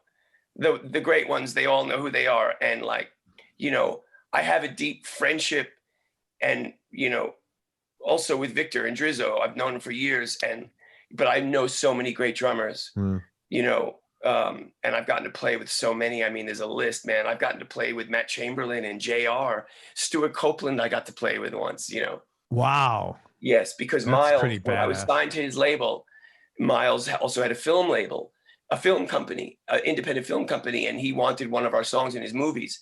And like I said, we were a two-piece at the time. So he said, I'm going to hook you up with my brother. You go to his studio and he'll play drums. And we were such big Police fans, and Stuart was so great to us. He definitely will never remember us. He's a genius, that guy. Oh, man, and it was so amazing playing with genius. him. And I remember at the end of the tune, he just fucking went for it and sped up, and we were just trying to keep up with him because he was so on fire and like killing it. And then afterwards, he took us out for Thai food, and we ate and we hung with him, and we might have done, you know, and we talked. So funny and so cool. So, I mean, I've gotten to play with some incredible drummers. The drummer in McGraw's band, Sean Fichter, is incredible. You know, he's played with Peter Frampton. I mean, I've been lucky, man. Dave Palmer from Rod Stewart's band is amazing. I've played with like Aaron Sterling, who's like one of the baddest motherfuckers. I mean, I've gotten to play with a lot of drummers. I'm leaving people off because that question's like, I don't want to name names. There's too many. But, you know, so, and as far as artists, I figure like I get to play with the ones that I'm meant to. I don't know, you know, it's just kind of like, I can't answer that. It's not for me to say. I totally get that. It's not for me to say as far as other musicians or, you know, some people can say that, but I don't feel like I can say that. Most people can't actually. And it as a guy not growing up in the music world, but enjoying music all the time. There's a definite difference between creatives, how creatives look at that question, and how, let's say, conventional business people might look at that question. And what's interesting is that through my interaction with all you guys, I've been swayed to appreciate how you guys like whatever. I don't know what I'm supposed to do. I'm supposed to do whatever comes next is kind of like my attitude, but it used to not be like that. And I've learned to appreciate that and got that from all you guys. Cause it's a lot more liberating. That takes the pressure off, you just like put in the work, whatever the outcome is, we'll find out, it's like less stressful. That's true. That's very true. That's very well put.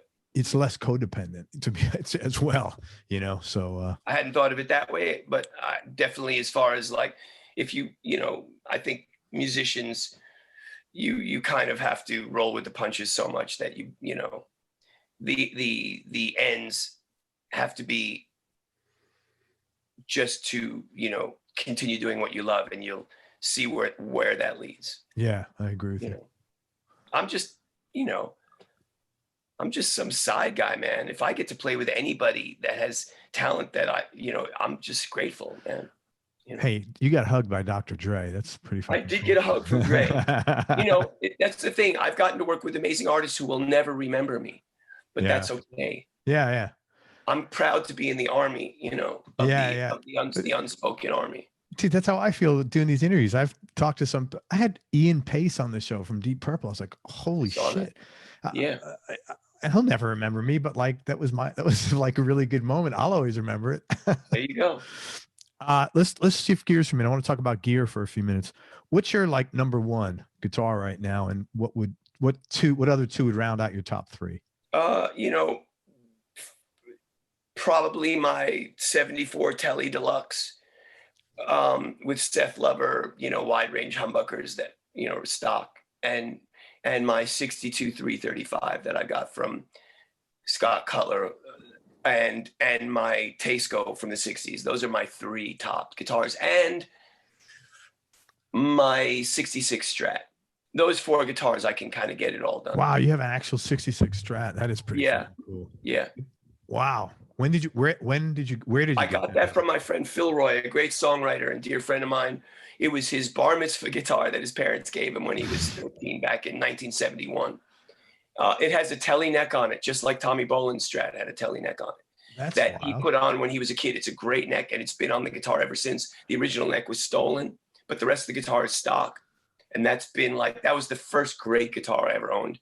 And there's no more beautiful sounding guitar that I own, electric guitar. What are the 66 original Strat pickups sound like? Are they spanky? Like a bell. Yeah, so clean. Like a beautiful round bell. Yeah, that's great, man. Spanky is my Landau custom shop Strat, which is a replica of his 63 Strat, which is a great guitar. And if it has to be really stratty and that spanky thing, really like aggressively Strat-like, I will use that guitar. But my 66 Strat is just a purely beautiful sounding instrument. It's so round. It's like, man, just gorgeous sounding. It's funny you say that. That black Strat I have there, it's a Japanese Strat, but the neck and the middle pickups are Landau pickups, and they are pretty spanky. Yeah, interesting. Yeah. Does anybody in particular like as an influence on you? Because your style is really you. It's pretty unique. I mean, I don't know. I think, I grew up listening to a lot of P-Funk, those guitar players, which are, it's Hendrix into P-Funk. I love that guitar playing so much. It just speaks to me. And, Tommy Bolin, I loved so much. And, I listened to a lot of, I don't know, Andy Summers. Yeah. Big time. I listened to a lot of like R&B records when I was growing up. When my friend Zach told me, try to listen to what the guitar is doing on these records. And I was like, I can't hear the guitar. And he's like, exactly. Because it's so in the pocket. It's so in the groove. It's so support. So I started doing that early on and trying to like hear how the guitar, that rhythm thing, so that's a whole list of guitar players,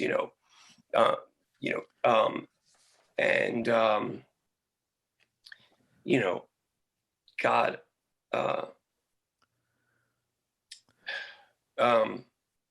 you know, Eddie Hazel is the guitar player from P-Funk, and Michael Hampton. Yeah. Yeah. And Hendrix, movie. obviously, like I said, Tommy Bolin. I, you know, first heard Adrian Belew playing on like Talking Heads records. I'm like, okay, that's amazing. I can't play like that, but it definitely, the fire and the unpredictability of that definitely stuck with me. Like, get off kilter, don't be scared, you know. Yeah. Sometimes Andy Summers, without a doubt, because the sound incredible. and arpeggiation as a way to make, you know, a pop record lift a pop record, and, you know, the whole the English school of playing on records, that English school from the 80s, I really love that school of guitar playing. You know, bands like the Laws, I love those records. Yeah. Do you remember the first record you bought? First record was, there were two 45s. One was Chuck Berry's Maybelline, My Ding-a-Ling on the other side. Wore those records out. And the other was Beatles, Ticket to Ride, Paperback Writer. Wore those records out. Wore them out. So, you know, and then I wore out my mother's Woodstock album. She had every Beatles record, every Stones record, every Simon and Garfunkel record, and Woodstock. I wore those records out. Wore them out. All right, tell me your top 3 Desert Island discs, just for this minute. God, man, just for this minute. I know it's impossible, man. No, you can. I mean, Axis Bold as Love, Hendrix. Mm-hmm. God, you know. Why are you doing this? That's just ridiculous. Just for right now. Just this. Wes Montgomery, Boss Guitar.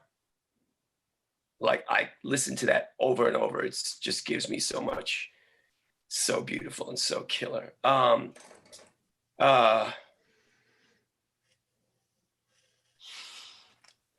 now, I listen to, you know, Eddie Harris, Mean Greens all the time. The In Sound and Mean Greens, it's like a double album I have. It's like, I don't know. It's John Scofield, one of my favorite guitar players. I only say he's an influence because I've tried to steal a few licks and definitely have listened to him as much as any guitar player I've listened to. Okay. Definitely one of my favorite all-time guitar players. Amazing. And if I could play like any guitar player, probably it would be either Scofield or Wes Montgomery, like some amalgamation of the two. And I'm not a jazz musician, but that's my, you know, my lofty goal is like, and my desire is like, I wish I was good enough to play jazz, but I don't have the ears for that. I have the love of it, and I love swinging, you know, but the ear, the genius ear that you need to have that. Wasn't really gifted with that. You can train your ear to some degree, but it's not what comes natural. But I love those two guitar players. Jesus, if I could, you know, be like them, hells yeah, all day. Hells yeah. That's a New York City thing. Nobody says that outside of New York. Hells yeah. Tell me 1 or 2 things you've done, or 1 or 2 changes you made in your life that have had the biggest impact on you. Could be personal growth, professional, spiritually, anything that's important. Well, I stopped drinking about 12 years ago, and that really was a good thing at that point in my life, because I really needed to. My kids were young kids. I had a lot on my plate. I had to be a dad. I had to not just, you know, I needed to improve my guitar playing because it was static a little bit. And I needed to, you know, be able to like use all my energy all the time, and at night work on my craft when everybody was asleep, play guitar. You know, when you're partying, you're not doing that. Yeah. So I've since had some drinks. You know, I was after I beat cancer, I had a few celebratory drinks because I was like, you know what? Yeah, well deserved. Fuck it. So since then, I can't claim to be like on the wagon, but that was an important decision in my life. And then a very important decision was deciding to go. I got accepted to Berklee College of Music, and even though I only stayed for 2 semesters, 1 year, it was I was so scared to go. And I only got accepted because I had good grades in high school, really good grades. Don't ask me why, I just did.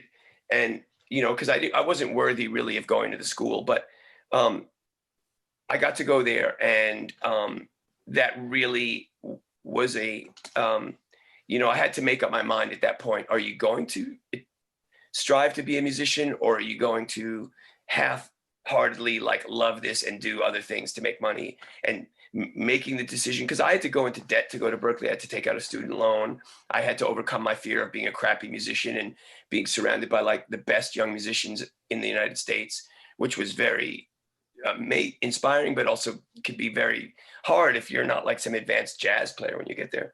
Sure. But it was a very important decision, and it, you know, kind of,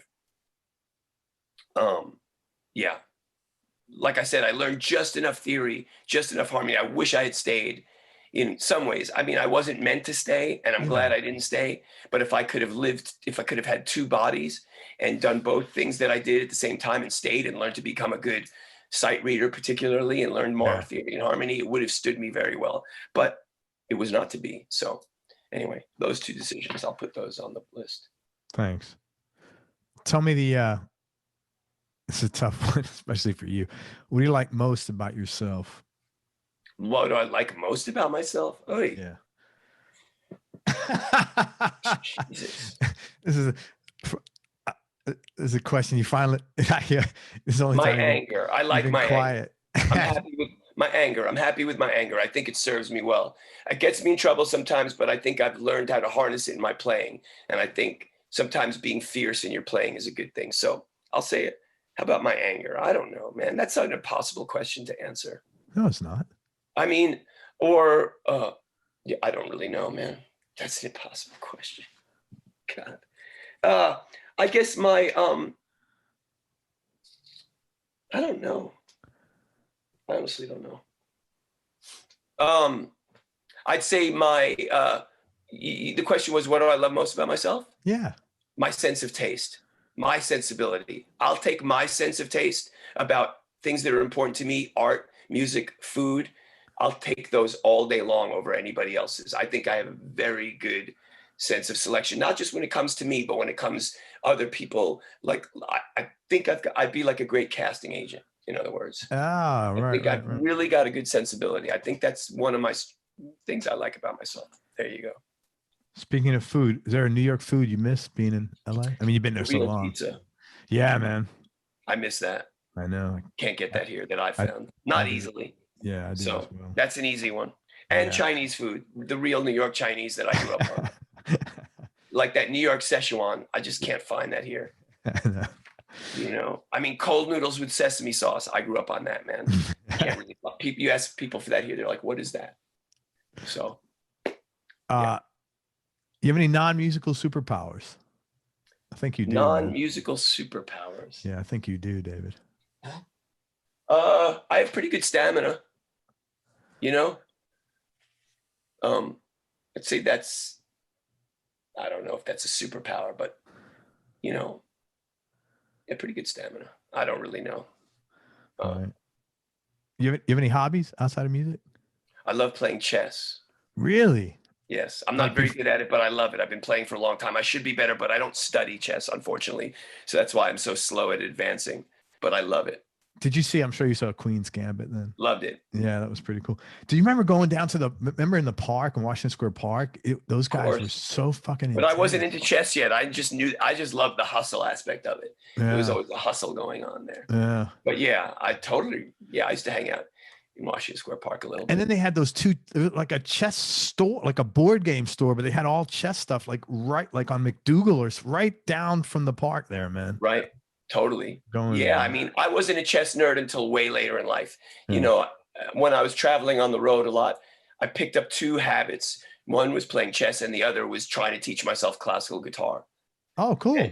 And those were two habits that I'm pretty lofty intellectual pursuits, both of them. Not really intellectual. Classical guitar is just like, I've always loved classical music and I've always loved classical guitar even since I'm a kid, but I never studied it. And it seems like an impossible thing. And being a great chess player seems like an impossible thing. But the good news is that even if you can do something basic on either of those things, it's still very satisfying. And I think the classical guitar thing helps your other aspects of your playing a little bit. Is that why your nails are so long? On this hand, yeah. Yeah, for classical, yeah, I noticed that. Yeah. Yeah. Favorite place you've traveled? Sardinia is up there. Where is that? It's an island off the coast of Italy. It's so beyond beautiful. I went there with Alanis. That's one of them. You know, Paris, man. I mean, I got to play in the Eiffel Tower with Alanis. We did a show in the platform up high in the Eiffel Tower in Paris. And spending time in France was, you know, with me. I have a love of France. France is amazing. That's and I got to, so, you know, go to the Alps. So if you ever get to go to the Alps, it's so beautiful. And I got to, the first time I ever went skiing, I've always wanted to go skiing when I was a kid, but we didn't have money. So the guy was in a band with his parents, you know, they were fairly well off. So he skied as a kid and they had a little chalet up in the French Alps. So while I was living in London, a random thing, we need to wrap it up or what? Yeah. One more story or no? What's that? No, you're good. Go ahead. Yeah, okay. You're good. So there was, I was playing on the street for money. I heard about some random weird cattle call. Rick Astley, a very big. Oh yeah. Never going to having a cattle call for bass players to play in his video for a song he had called Cry for Help. And I figured, fuck it. I was in the West End all the time anyway. I went down to this cast and they took my Polaroid. Who knows? A couple days later, I got the gig to pretend playing bass in his video. So, and that paid me like a grip of money. For me back at the time, it was like, you know, $1,000 or something. And my friend said, well, let's take the train to my parents' place in the mountains and I'm going to teach you how to ski. So it paid for my first, and I fell in love with the mountains and with the French Alps were so beautiful. So it's one of the most gorgeous places I've ever visited. But man, I'm lucky, dude. I've been to Lake Como in Italy. I've been to Japan, which is an amazing place. I've been to India with Alanis. Mumbai is one of the most incredible cities you will ever see. It defies belief, the way people live there, and yet the spirit of, you know, going into the Ganesh temple there. Any chance you happen to meet any musicians there? Not really. I was hanging out with these two guys that worked at MTV. They were like worked at the MTV offices there. Local guys, Indian cats who took us around, and I hung out with them. So it really wasn't as much about the music as it was about the culture, the street food, the vibe, you know? Yeah. Two more questions, and thank you so much for all your time and thank you for being so candid, man. I really appreciate it. You're welcome, and thank you for having me, man. Really nice of you. Biggest change in your person? Yeah. Most important lesson life or your business has taught you?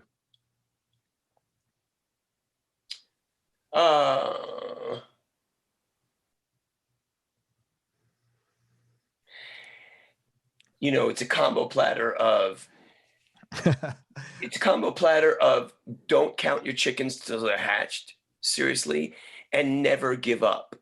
Be, you know, just be obstinate and, you know, hopefully things will come around eventually. That's kind of it. And, you know, as a musician, I think, you know, self-discipline is obviously like one of the most important qualities, because nobody's going to be standing over you telling you to practice or look at, you know, ways you need to improve on your instrument. It's on you. And that self-discipline is a hard thing to come with. I'm amazed though. I see so many young cats who have so much discipline. I feel so lazy. So, you know, it's easy to have discipline to get on a video on YouTube. I'm not taking anything away from talent or the practice or the commitment, but it's a lot harder to have discipline when you're running around the world trying to make a living. You know, there's truth to that. You definitely don't want to you don't want to forget to stop and smell the roses and enjoy life. Right. Exactly. You know, because there's not much else outside that. Yeah, man. You know, and I was going to say to you about when you said about that thing with Rick Astley, I'm not surprised, because all the pictures you sent me, I'm like, man, this guy's got great stage presence. Just looking at the pictures. Yeah, you really do. And just like your fucking passion when you're playing your instrument, it's like I could see that. I feel that in the pictures. I was like, holy shit, this dude's, he's in that fucking moment right there, man. He's giving it. And that's a pretty cool. And if I'm seeing that in the picture, man, I know that that's what people are feeling in the audience. So, I mean, I'm not surprised you got that gig, to tell you the truth. There's definitely something physical about playing, you know, rock and roll. And there's a great joy in that, in like, you know, just that physical abandon, and like, you know, and you never know, this shit could be taken from you anytime. You better enjoy it when you're up there. I agree. And, you know, if you know, and I've been lucky, I've played with these great artists and musicians who, you know, just get into it, and it's gonna lift you up, you know. And the crowds, you know, I mean, crowd energy is like one of the greatest gifts a musician can ever get. You know, studios are amazing, and that's a high, but the high of playing concerts where people are like freaking out with you is like, that is, well, you played some massive audience. It's like heroin, dude. Yeah. It's so good. Yeah. So good. You know, and if the artist you're with is like, you know, when they're whipping them up, it's like, you're just like, what the, you know, so yeah, I've been lucky, but yeah. I love that. I love hopefully not censoring myself too much. That spirit of abandonment that you can get in a concert sometimes. I'm sold. It's pretty fun. Last question, David, biggest change in your personality over the last 10 years, and how much of that change has been intentional and how much has been just a part of aging? Personality change? I really, you know, I think I've always been impatient, and I haven't improved on that. So I don't know about big change. You know, God, man. I honestly, that's a question I just don't know the answer to. I would like to say that I've changed for the worse or the better in some ways. You know, I don't know that I've changed that much these past 10 years. You know, maybe, you know, getting through cancer has definitely given me an appreciation for sure that, like, you know, things can be taken at a moment. So I definitely appreciate things a lot, but I also maybe am a little less precious too, because I'm just like, well, fuck it, you know, don't hold back, because, you know, but then part of me is like, you know, life is precious, so don't throw it away. So it's weird. I don't know. But you asked about personality, and you know, I don't know. That's a hard one. I can't answer it. Sorry. No worries, man. We'll do a part 2 in a few years. You'll have an answer. Okay. Hey, listen, man. First of all, thank you very much for everything. I really appreciate thank you all your time and just being really nice and candid. And also, I know this makes you uncomfortable, but you have an incredibly successful career, man. I'm really happy that for you, and I know that comes with a lot of hard work and a lot of you know, commitment. So congratulations. Thank you. I'm just, you know, I'm very happy to be, you know, in a world where like the people that I work with are like, you know, so expressive and giving me so much, you know, it's like, I'm very grateful. And so thank you for letting me share that. 'Cause, you know, who really wants to hear about somebody else's victories, you know, or trials and tribulations? I do. But a lot of people, man, reality TV, that's why it exists. Right. That's why it exists. Yeah. Let me go ahead. I'm sorry. No. I want to tell people a couple of ways they can connect with you. First of all, let me pull your record up. David's got a really cool record he did with Victor Indrizzo and Jeff Babco. It's called Bill, B-I-L. So if you look it up online, it's B-I-L for Babco, Indrizzo, and Levita. And the name of the album is Great 18, GR8. Great 18. Great 18. Great 18. Okay. Because 818 is our area code up here. Right. You know, all this stuff was lost on me. Sorry, man. And me being look, being in Tampa. It's a quarantine album. It's just us messing around, man. Great 18, GR818. Very cool record. I would encourage everybody to check it out. Also, if you are in, David's got a home studio. Can I mention one more record? Yeah, please do. I also did another quarantine record with my friend John Galutin, a great keyboard player who played in James Taylor and Linda Ronstadt's bands for years. And he reached out to me during quarantine and we started sending songs back and forth. And it's called Arroyo. A-R-R-O-Y-O? And it's on all platforms. Arroyo, yeah, Arroyo. And it's got some beautiful stuff on it, and a lot of cool musicians from it that he knows and I know contributed to the album. So it's a really very different thing from Bill, but very cool record. I'm gonna check that out. Yeah. Also, if you're interested in working with David on tracks, or having him lay down some stuff for you, or if you are interested, like he's scored major motion pictures and television shows. You know, I've worked as a ghostwriter. I've scored a lot of episodes in TV, and I've, you know, worked on a couple of films. Let me not say I'm like I've never been the composer of note. So like it goes Hans Zimmer and then David. Like, right? Anyway, if you want some help on a score or something like that you got working on, he plays acoustic and electric like nobody's business, and now classical. And he's on. You could find him a couple of and also if you want to like consult with him on any of the work that he's done in particular, and you know, I like how you do this. Can you get me hip to it? You know, reach out to him. There's a couple of ways to do that. One is there's an app called Jamcard. It's JAMMCARD. Is that correct? Jamcard. Or you could shoot him an email. Just give him enough information, like send him links, you know, what you're looking at, you know, what's you know, what interests you about what he's doing, so he can come back, like, you know, give him some info so he can come back with an intelligent response.